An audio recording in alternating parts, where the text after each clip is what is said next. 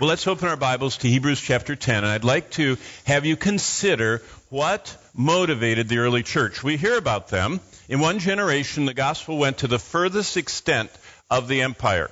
These people were fearlessly, in face of persecution, in the face of cultural, overwhelming opposition, were living Christ, sharing the gospel, establishing and continuing churches all over the place. I mean, I was just teaching in the north part of England, right near the Scottish border, and we were going through part of Hadrian's Wall, and part of Hadrian, the Emperor Hadrian, built a wall to keep those wild Scotsmen out of, the Roman part, and they had huge Roman legion camps. And what was interesting, when they excavated the place, they found that in the centurion's home, in the northernmost outpost of the Roman Empire in Britain, right on the front lines of the battle with those wild Scots, was a church meeting in his home. And they had their crosses hewn in, and they had all their trappings of Christianity. And I thought, that's what this church that we're reading about was like, whether they were a centurion or a slave. They were doing what it says in Hebrews 10. Now, you've probably heard this verse often when your pastor says you should come back for Sunday night service. As, all pastors know that you have most people Sunday morning, half of them Sunday night, and half again Wednesday night. That's just the mathematics of the church. And so often they intone Hebrews 10, 24 and 25, which says, let us consider stirring up one another consider one another in order to stir up love and good works, not forsaking the assembling of ourselves together. And they talk about that. And sometimes that verse then, that's what we think of. Oh, that's the verse that I should feel bad when we stay longer on our boat and don't come back Sunday night. Or, we eat so much that we say it's too hard to pack up and go back. Or if you're like 99% of the churches, they've canceled Sunday night, and you don't have it anymore because of whatever reason. By the way, the early church met at night because the majority of them were slaves. The real services are the evening services. Remember, they fell out the windows because they were falling asleep, because they worked all day, because they were slaves, and they'd already put in 12, 14 hours, and they came to the gathering in the evening. But look back at this verse. What's the motivator? And let us consider a very interesting word.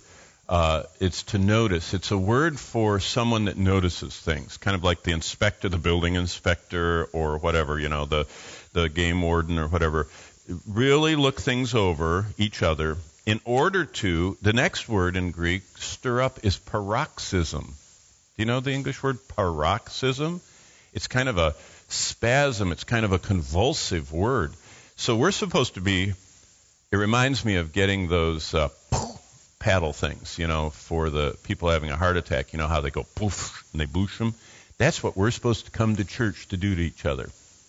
Carry around your heart defib or whatever they are to stir up love and good works. So our goal every time we're around other believers is to look at them closely and lovingly and stun them into more love and good works, not forsaking the assembling of ourselves together as is the manner of some, but exhorting one another, and so much the more as you see what? What's it say in your Bible? The day. What day? This day. See, this is what motivated the church. Don't get all, forgetting the purpose of the gathering of the church. Their motivation was they were trying to encourage everybody. Remember, it could be today, it could be today that Jesus comes, and we want him to find us doing what he left us to do. Do you remember all the stories Jesus told, all those parables about the good servant is the one that when his master went away and came back, he found him doing what he left him to do? What motivated the early church?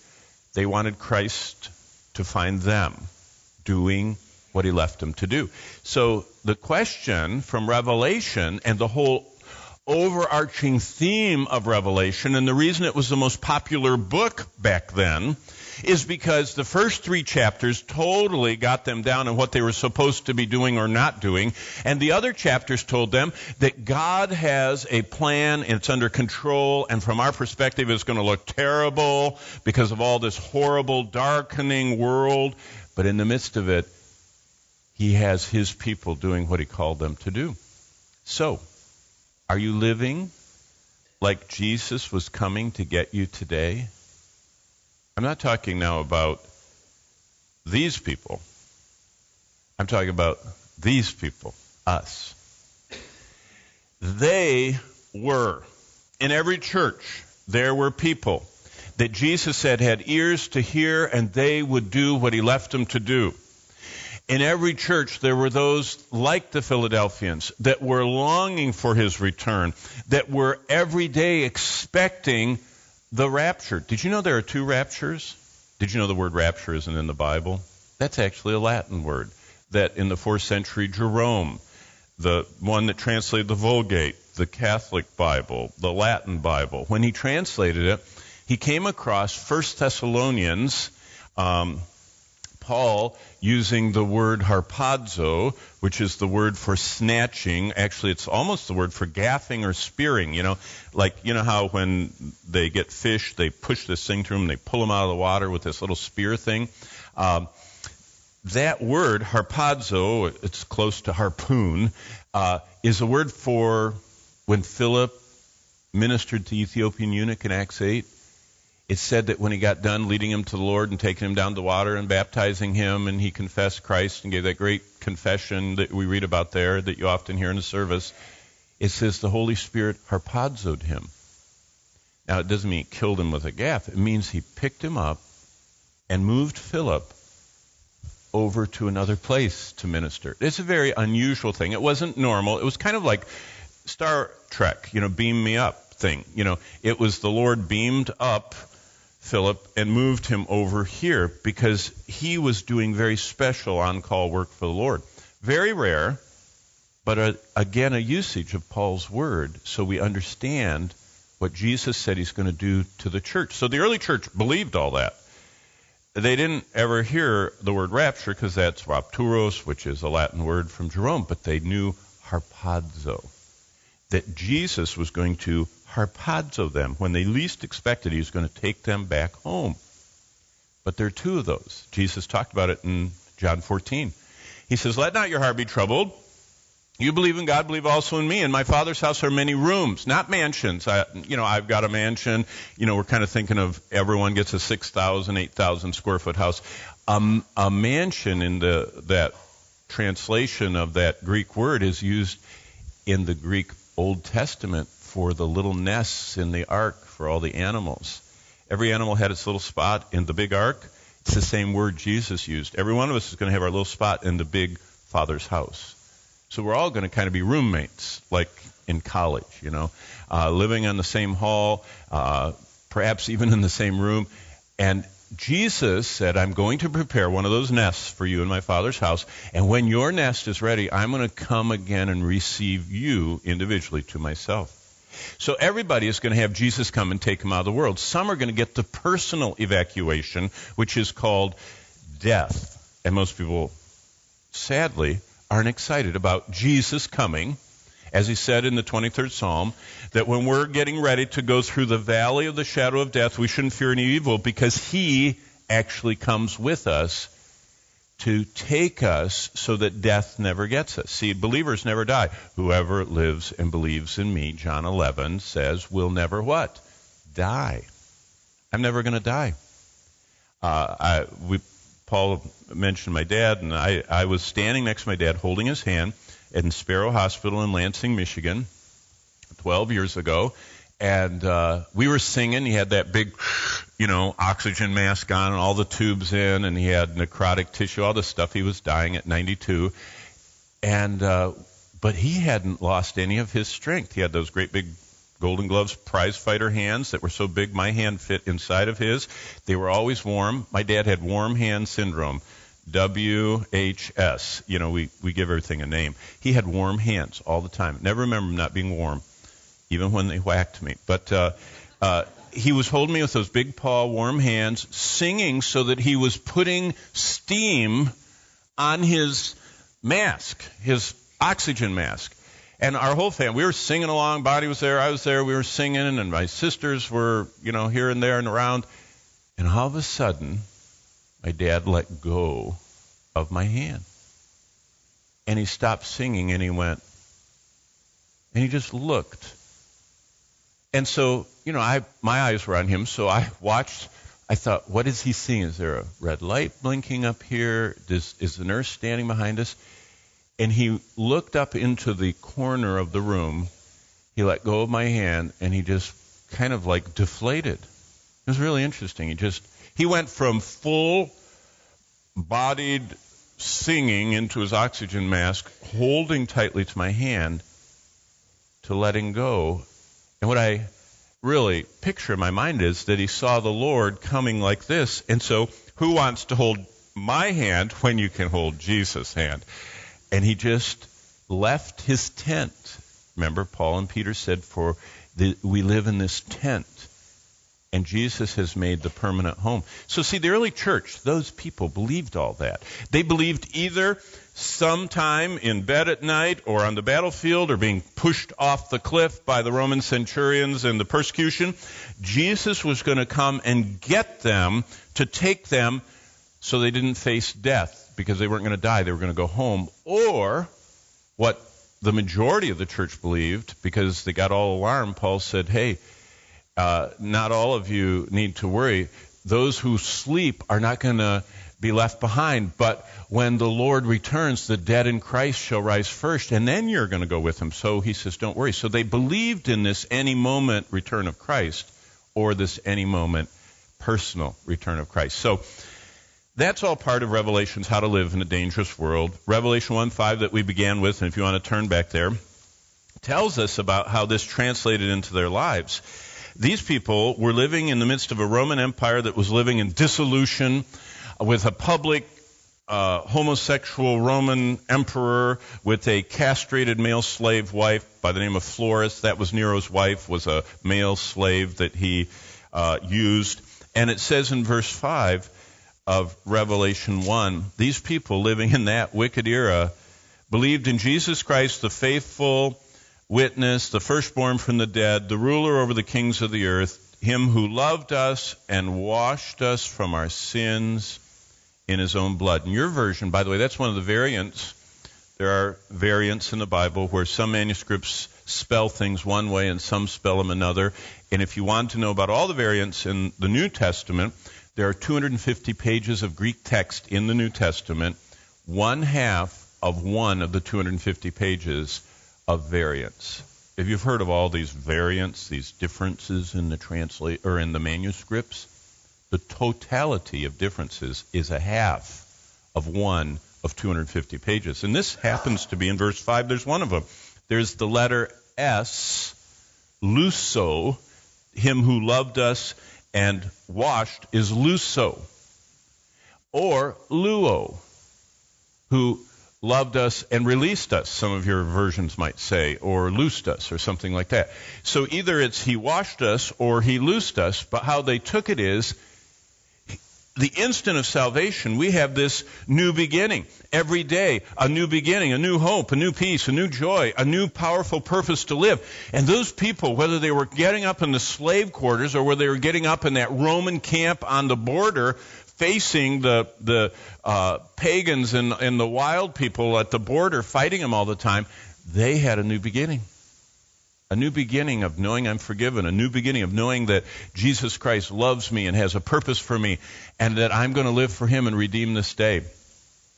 So, what is the book of Revelation about? Well, Jesus actually gave his longest message that he preached about the future in Matthew 24. It's also in Mark 13. It's also in Luke 21. He gave it just before his crucifixion, sitting on the side of the Mount of Olives. It's called the Olivet Discourse. Theologians call it that, Bible students.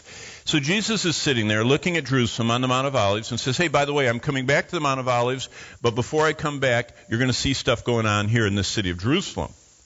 The disciples were fascinated, and they were just brimming with questions.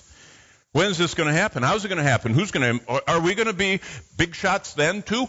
They were really with it. No, they weren't. They were always thinking of themselves. But in Matthew 24, Jesus gives these specific details of how the world's going to end, but he just kind of summarized it. And you know what? He came back in Revelation to the Isle of Patmos and gave the expanded version. You know how you can buy, Lord of the Rings in the little one, or the expanded, the uncut, the long version, that takes 20 hours to watch. That's what Revelation 6-19 is. It's the uncut, long version of the end of the world.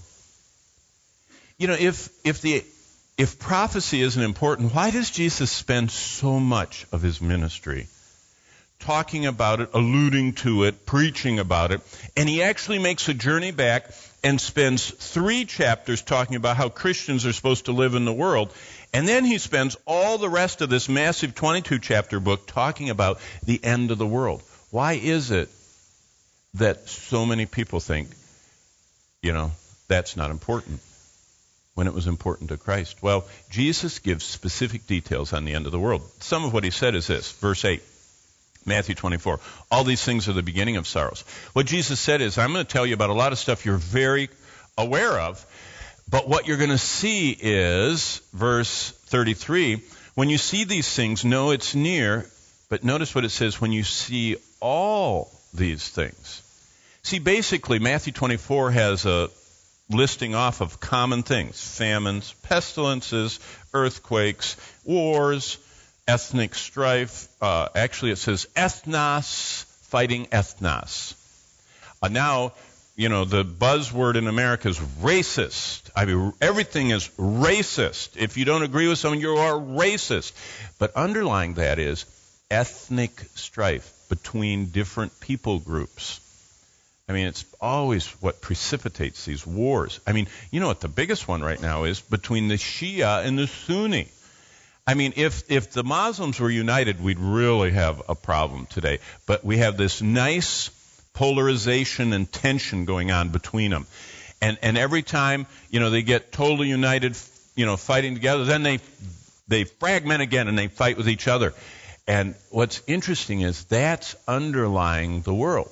This, as Jesus said, ethne will be fighting ethne. Ethnic group will be fighting ethnic group. But in the end, it's going to intensify. And that's what Revelation expands on. And then verse 34, Jesus said, assuredly I say unto you, this generation. What generation? The generation, verse 33, that sees everything. All the cylinders. Remember, I told you, over the years, I've told you the story of when the Arab oil embargo in 73 made gas, scarce. I had a big Caprice. It was like the size of a tractor. It was so big. Chevy Caprice, had a full-size couch in the back seat. It was gigantic. I wanted one of those 4-cylinder Japanese cars, so I just lifted the hood, being very mechanical, and I pulled 4 of the spark plug wires off. I immediately had a 4-cylinder car. I did. Only 4 cylinders fired, but the other ones tried. The entire motor almost broke off the motor mounts because it was convulsing because it was out of the firing sequence and everything else. So I'm not really very mechanical, and, I about ruined my car. But when all the cylinders are firing, Jesus said, the generation that sees that will by no means pass away till everything is finished. That's what Revelation says. When these things happen, they're going to happen at warp speed. Okay? Well, let me just show you, to just back up and look at the world and kind of look at the speed of change in our world, okay? With what Jesus said is going to happen. I'll just do these really quick because I think we're supposed to be done at 9:45 or 10. At 10. Okay, then I will go at the Kessel Run speed, if you know Han Solo. We'll go at really fast speed. The sign of global travel. This is what Daniel said. Jesus, by the way, believed in Daniel, cites Daniel, uses Daniel as an illustration in Matthew 24. So Jesus is a big Daniel believer in what Daniel said because he inspired him. And Daniel, but you, Daniel, the angel said to him, shut up the words, seal the book until the time of the end. So Daniel's prophecy was almost incomprehensible, the angel told Daniel, until we get near the end. And then the angel says what the end is going to be characterized by, which Jesus believed in, and which, by the way, I do too. Many shall run to and fro. Why, the Roman Empire is filled with travel. It's not new to travel. But I want you to think about the speed of travel. What is run to and fro? When the Lord said, you'll notice the end when there's run to and fro, just look at what's happened. 3,000 years ago, Jonah walked down to a port and got on a dock and got on a sailing ship that was either powered by oars or sails and tried to run away from God, going from Joppa, which is in Israel, to Tarshish, which is Spain. He tried to get across the Mediterranean away from God, as if you could. 2,000 years ago, if you think about it, the Apostle Paul was on similar boats in a similar area, just a little further up the coast, and did all the sailing around for his missionary journeys. 500 years ago, a little more than that, in 1492, Columbus sailed the ocean blue. Now, I know that he was, all the bad things. That's part of the whole, oppression, and he ruined North America when he came here. But, getting apart from that, how did he get over here? Well, kind of the same way that Jonah and Paul, he sailed under wind power. The speed of travel for centuries, for all of human history, was either at the speed of foot or the speed of wind, blowing a sail, or the speed of horse, either pulling a cart or pulling, or you're riding it. That was it. 200 years ago, just over, Ben Franklin. Remember Ben? A lot of people think some of his sayings are in the Bible, cleanliness is next to godliness, and haste makes waste, and all these other little things he put into his Poor Richard writings. But how did Franklin go to get the French to help out the Americans against the British in the Revolution? He got on a boat, not dissimilar from Jonah's, not dissimilar from Paul's, not dissimilar from Columbus's. A wind-powered sailboat. So travel basically has been frozen since the beginning of human history through about 200 years ago. Then about 100 years ago, just more than that, those quirky Ohio bicycle riders, the Wright brothers, started pedaling with, extensions on, and they started thinking about air travel, and we all know what happened. And so about 100 years ago, we went from horsepower, wind power to, flying at these great speeds to today. I mean, now that's all of the Airbus lineup of A350, all the way through. We fly on most of those. We haven't been on a 380 yet. Did you know that 4.590 billion people are going to fly, Lord willing, by the end of 2019? In fact, a lot of airports, I think they're all there at the same time where we are. I mean, we've been in airports in China, in Asia that just are like standing room only. You can't believe how much people fly. I've been on flights in Russia where people have a refrigerator in the chair next to them. I mean, they'll have crates of animals in the seat next to them. Flying is not novel. It's kind of like a workhorse. It's unbelievable how much people fly. Wow. By the way, when you fly, you should have your eyes open because you never know when you have divine appointments. I was terribly rebuked on one flight. I was going between a church conference and a men's retreat, and I had my Bible, and I was trying to tune up my messages for the men's retreat, and I was seated on a plane that when I got on it, the half hour before you're supposed to be at the gate, when I got on, I was the only passenger. I was so excited. I thought I'd get all the peanuts, and no one will bother me. And so I was sitting there studying, and just before they closed the door, one other person got on. And wouldn't you know, they sat across the aisle from me. And I thought, because I was in the exit row, I thought it was fun to spread out. And so I just turned a little bit in my seat because I didn't want to, bother them. And I certainly didn't want them to talk to me. And I just worked on my men's retreat. The plane took off, and I noticed the first thing when the plane took off, that person pushed the little buzzer for the stewardess. And, of course, I was listening in because we're all a little curious. And they said, could I have one of those $3 bottles of alcohol that you sell that are like little maple syrup bottles at Cracker Barrel? You've seen those. They sell those on the airplanes. It's kind of like one shot. 5 minutes later, I mean, this guy is pushing the button and drinking. I thought, I'm by an alcoholic, This is terrible.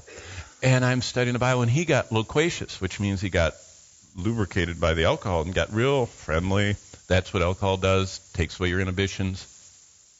And he starts talking to me across 6 seats. Hey, what are you doing over there? I didn't look at him, didn't want to encourage him, studying the Bible. That's what I said, studying the Bible. Thought that'll close the door. He says, why are you studying the Bible? I said, this time I looked at him, I said, I teach the Bible. Oh, he got excited. He says, I have a Bible question for you. So I put my finger where I was studying and very clearly showed him I was bothered. I went,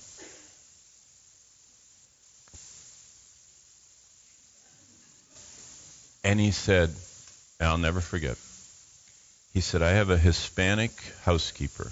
I thought, a rich drunk, You know what I mean? He's drinking, he's rich. He has a housekeeper. I don't have a housekeeper.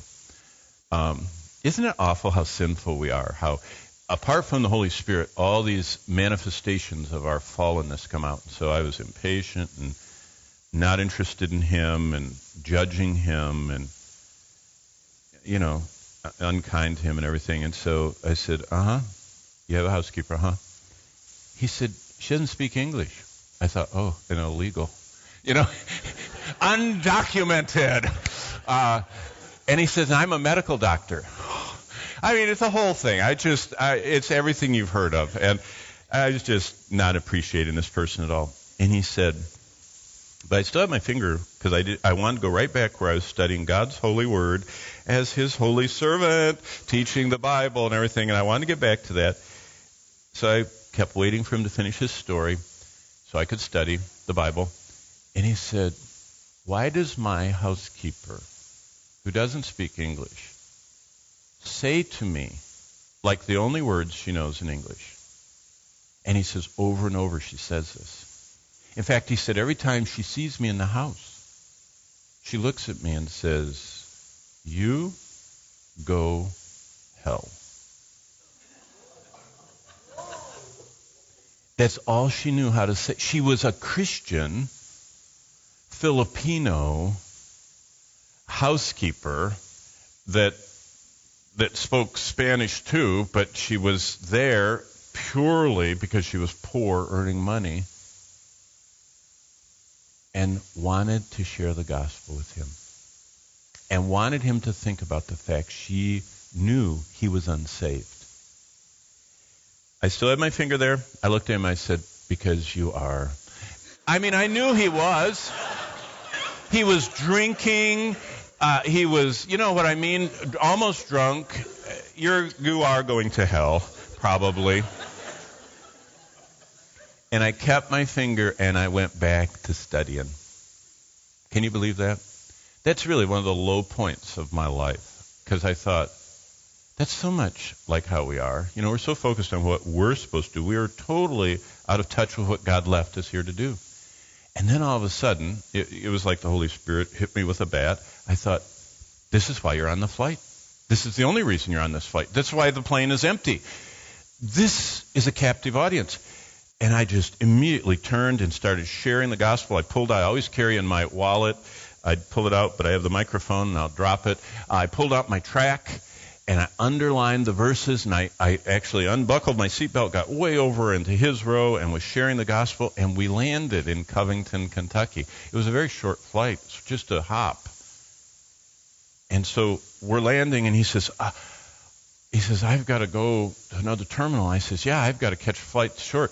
So I wrote my name on the back of it and handed it to him, and never, I just wrote his name down, prayed, and never saw him again for 6 months. 6 months later, he came to the church where I was pastoring at that time, found me in the hallway, and came up to me and said, "Hello, Dad." He said, "I'm the guy from the airplane." And I recognized him. And he said, "Do you remember me?" I said, "I do. What happened?" He said, "Oh, as soon as we both got off the airplane," he said, "I went around the corner." He said, "I got down on my knees at the first bank of those, all those seats in the airport." He said, "I got on my knees at the first bank and read that paper you gave me. And at the end it says, 'You can call in the name of the Lord.'" And he said, "And I did." And I thought, that's what God can do anywhere. And that's what he left us here to do. And I got the joy of baptizing that guy, and he shared his testimony. He's a wonderful friend. The sign of global explosion of knowledge. Not only are people going to travel, but Daniel said, "Your knowledge shall increase." Boy, has knowledge increased. Did you know in 2015 they assessed how much digital storage we have? Because, everybody's Instagramming and everybody's Facebook posting and all this stuff. Right now we have back then, 4 years ago, we had 4 zettabytes.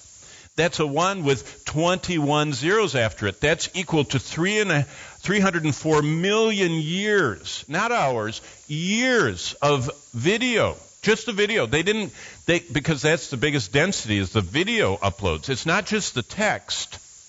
It's just massive amounts of everything is uploaded and stored. And then, of course, almost all of it is indexed, and the crawlers are out there. And you can Google almost anything. Basically, what we can say is that we sit at the top. In fact, in my phone this morning, and if you're connected to the Verizon tower, you too sit atop a database containing arguably the sum of the world's accumulated knowledge. Instantly accessible. Wow.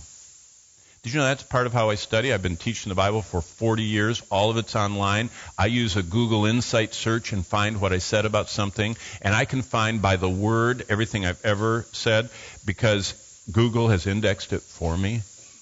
Unbelievable. The Lord says at the end, knowledge is going to increase. Knowledge has increased. He also said in Luke 21, there will be signs in the sun and the moon, the stars, and on the earth distress of nation and perplexity with the sea and the waves roaring. Are they roaring even now for our dear friends in the Bahamas and soon somewhere, from Palm Beach up to the Carolinas? But basically, God said inescapable climate change is coming. He was the first one. The AOC has no corner on this. Jesus said inescapable climate change is coming to this planet at a level. Did you see what that verse said? It says, verse 26, men's hearts. Men's. What he's saying is humanity's. Not just the men are going to be afraid. Humans are going to be afraid, and their hearts are going to fail them from fear. Why? Because of the expectation of the things which are coming on the earth. The powers of the heavens are going to be shaken. It's going to seem like everything is just coming loose. Wow. I mean, this is 2018. Those are just the billion-dollar weather catastrophes. In the world, they recorded in the last 12 months the highest temperatures that have ever been recorded. People were dying in apartment buildings in Tokyo because it was so hot they couldn't air condition them well enough. Unbelievable. How about this? You all saw that. The Eiffel Tower was the highest recorded temperature ever in France. Not this year, not 10 years, in history. I love that headline, red. And yesterday you saw that. Dorian is historic. It's the highest ever recorded landfall speed of a hurricane in the Atlantic Ocean already. And by that was at 185. It hit 205 now if you're watching it.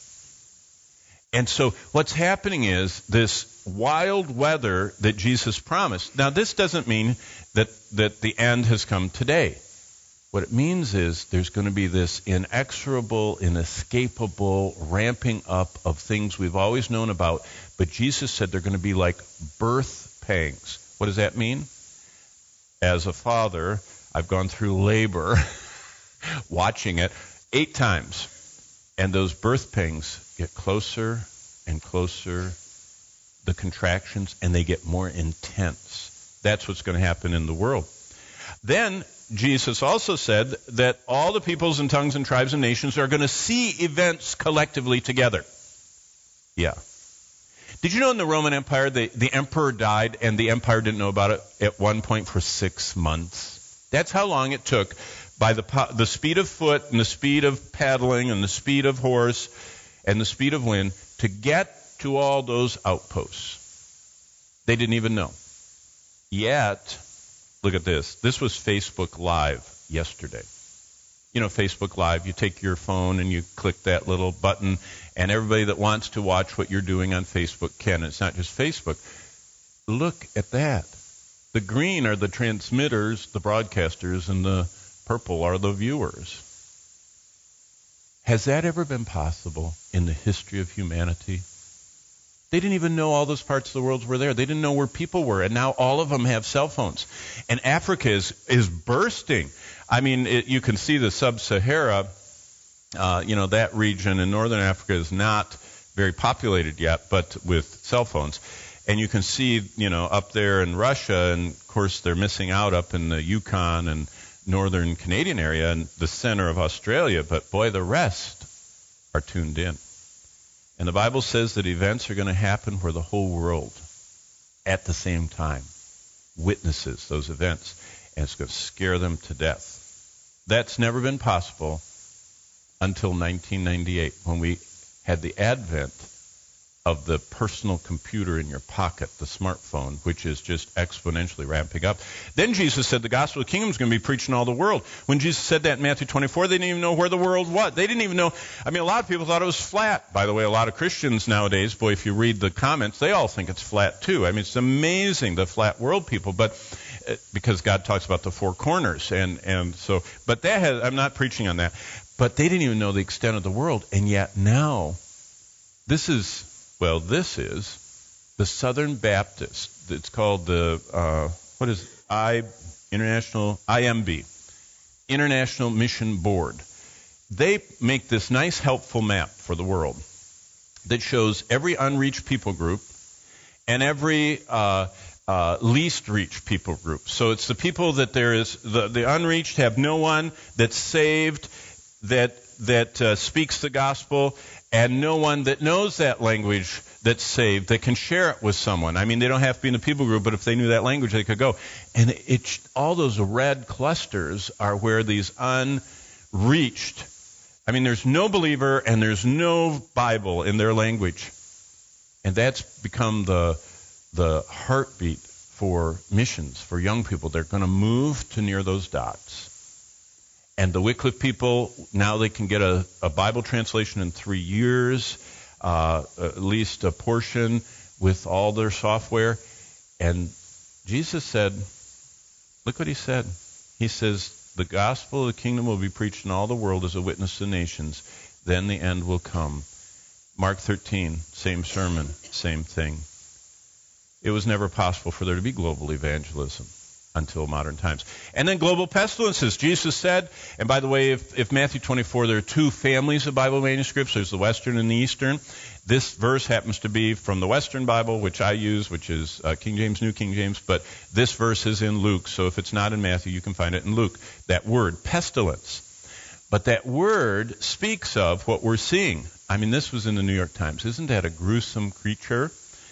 It's the antibiotic apocalypse.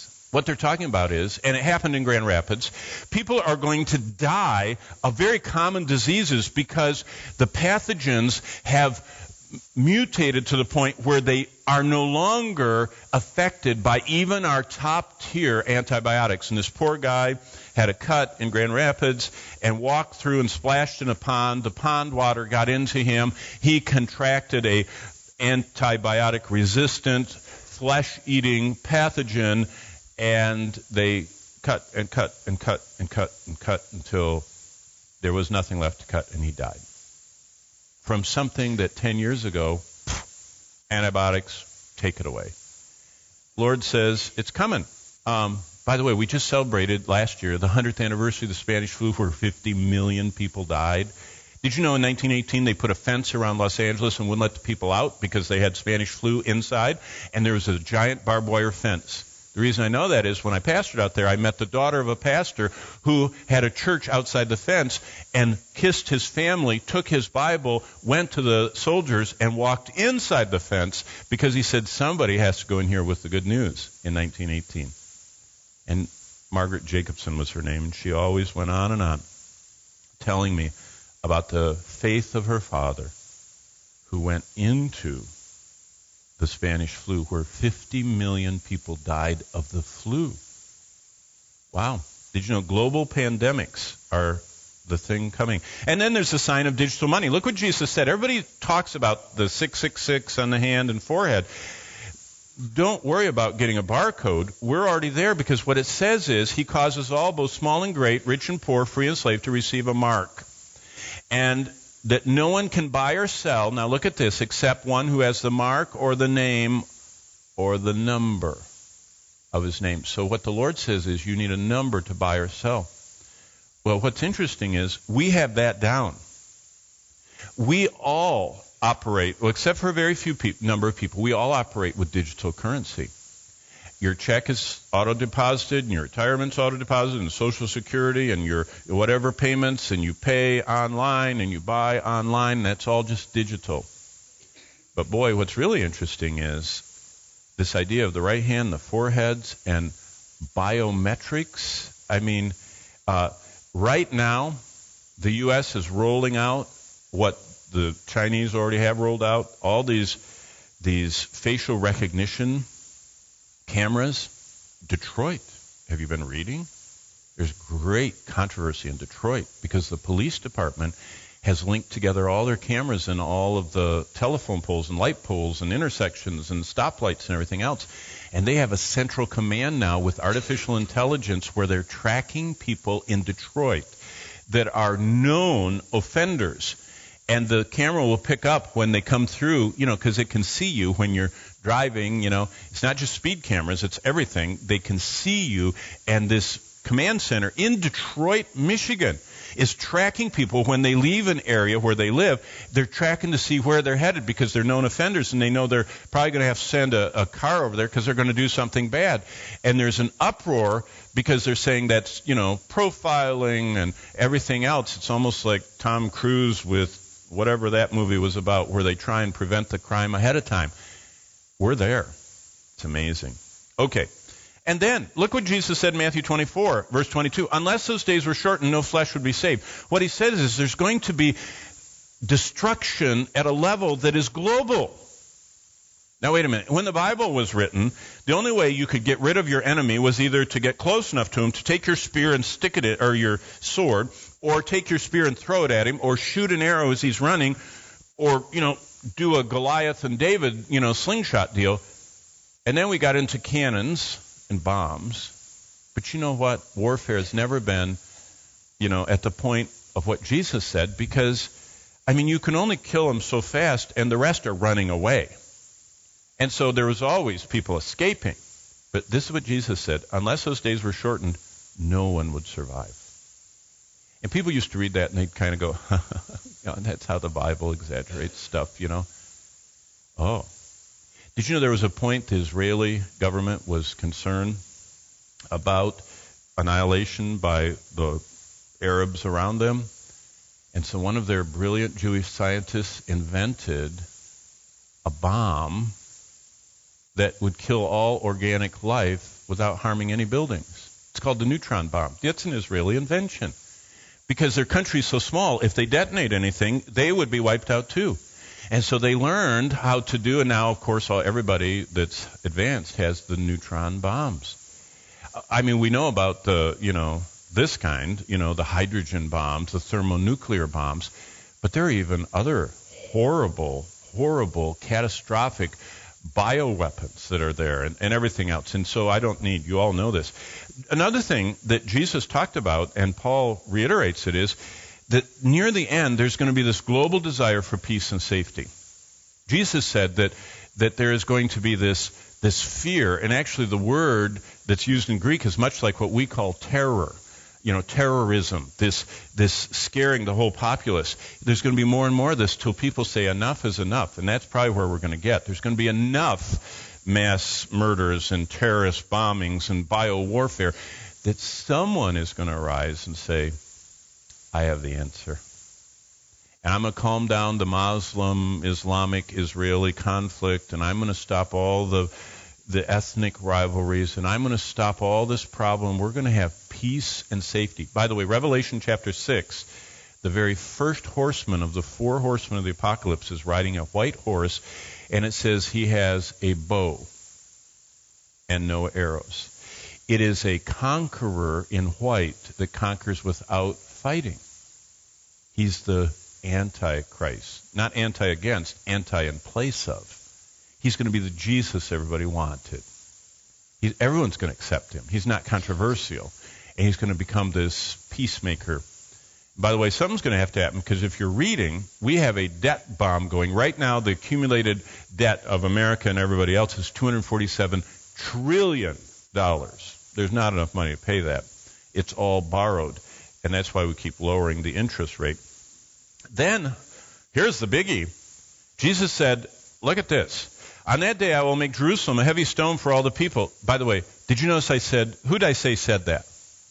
Jesus. And some of you might be saying, wait a minute, it says Zechariah. Do you know what Peter said? He said, searching water, what manner of time? The Spirit of Christ which was in the prophets spoke when he signified the prophecy. Did you know Old Testament prophets spoke through the Spirit of Jesus, the Apostle Peter tells us? The Old Testament is not a bunch of collected writings of a bunch of unusual people. It's Jesus speaking in the Old Testament and giving the Word of God, because he is the Word of God. So when I say Jesus spoke, I know Zechariah wrote it down, but Jesus, the Spirit of Christ in him, gave him this. On that day I will make Jerusalem a heavy stone for all the peoples. All who lift it will hurt themselves. And look at this. By the way, when Zechariah wrote that, Haggai, Zechariah, Malachi, this is a post-exilic prophet. Post-exilic. You know what that means? Jerusalem's destroyed. They've been in captivity, and there's no city left, and Nehemiah's trying to build it. That's when this was written. And I bet even Zechariah was having trouble. All the nations of earth, and he looked up as he's writing that down. God told him to write it down. Spirit of Christ was in him, and he's writing it down. He's looking at burned rocks, all the walls knocked down, nobody in sight. And he said, you sure you want me to write that, Lord? Because everything you say is true. I can just imagine this. There's a day coming when all the nations of the world are going to fight against the city of Jerusalem. Yeah. Have you read the paper this morning? Every day there's something new. This one, of course, is last year, but I could have put in this year's, but I don't have enough Wi-Fi here. Top Iranian general, forces in Syria are awaiting orders to destroy Israel. That is a headline from a European paper that's normal. Iran says it all the time. And by the way, if you read the Bible, what does the Almighty God say in his word about the future of Iran? Ezekiel 38 and 39 says that Iran is going to lead the pack. In fact, here's the New York Times. No, that was Bloomberg. Bloomberg. I doubt they believe the Bible. I don't know Mr. Bloomberg, Mayor Bloomberg, or any of his staff. This was their headline. The Middle East is the new Cold War. The red are the U.S. allies. UAE, Bahrain, Saudis, Jordan, Israel. And Iran's sphere is Iran, Iraq, Syria, Lebanon. Of course, Russia's helping them. And I don't know, he should have made the map bigger. China's helping them too. That's exactly what God said 2,600 years ago. And he said that battle is going to be the one that clicks the ending. Well, the early saints were getting ready every day to cast their crowns at the feet of Jesus. You came to family camp to answer the question, are we? Is it really what we get up every morning thinking about? This might be the day that I get ushered in front of Jesus Christ, and I get to take the sum of my entire life and cast it at his feet and say, you are worthy, and I lived my life for you. Wow. Martin Luther, father, one of the leaders of the Reformation, said this. When he used to have his table talks, he sat with his former nun wife and all of his kids at the table and many others, and he would teach them. One day he said, I have but 2 days in my calendar, today and the day I stand before Christ. That's what motivated him. Is that what motivates us? Are you getting ready for the greatest day in your life? 2 Corinthians 5:10 says we're going to appear before the judgment seat of Christ. Do you know what prophecy is about? It's not to make maps and see what other nations need to get in, even though it's fun to see it in the paper. That's not what prophecy is for. Prophecy is for this. that I'm getting ready for the appointment I have to come and kneel in front of Jesus Christ and give an account for whether or not I lived and operated according to what my commanding officer left in the field manual and that I learned in the briefings, because I'm one of his special forces people. That's the message of Revelation. That's what we as missionaries teach all over the world. And if you want our prayer card, send me an email. Right there's my email address. I'd love to send you one. Yesterday, I shared my testimony with a small group, and I told them we have a group of people praying for us. And this fellow who's 78 years old looked at me and said, well, add 2 more to the list. My wife and I are going to join you praying. And I said, oh, thank you. And also, as Paul said, if you want to tune up your spiritual life, Christ's last words for his church are the prescription for spiritual health while we live in this dangerous world. Let's bow for a word of prayer. Father in heaven, I pray that we would be motivated like the early church with the reality that at any moment you're going to come or call us home. And we're going to get to see what makes it through the fire. What's going to make it that doesn't get burned up because it was useless and worthless. And what we have left to cast as our crown at your feet. I pray that we would stir one another up to love and good works, because that day is approaching. In the name of Jesus Christ we pray, and all God's people said, amen.